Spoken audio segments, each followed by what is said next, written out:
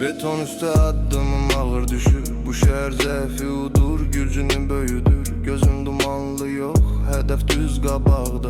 Kim yolumu keserse qalmaz ayaqda. Pulun səsi gəlir gecə yarısı.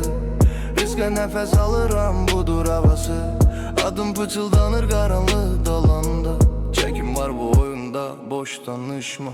Qanım soyur, qərarım it. Sözüm kəsərli, lazım deyil bıçaq iti. Burada mərhəmət yox, qayda təkdir.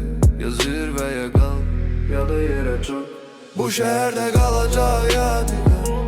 Asfalt üstə izim, yadigar. Adım çəkiləndə dəyişər hava, yadigar. Bu oyunda tək yad var, yadigar. Bu şəhərdə qalacaq yadigar. Asfalt üstə izim, yadigar. Adım çəkiləndə dəyişər hava, yadigar. Bu oyunda tək yad var, yadigar. Gölgəm uzun, gecə qısa gəlir. Planım səssiz işləyir, nəticə verir. Səhnə yox, real həyat burada. Boş danışan çoxdur, amma çəkisi yoxdur. Adımım ölçülü, riskim böyük.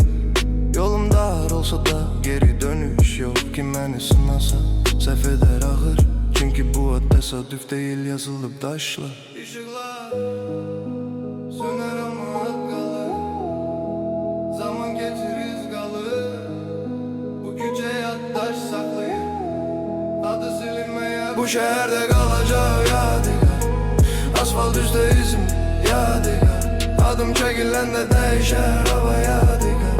Bu oyunda tək yad var, yadigar.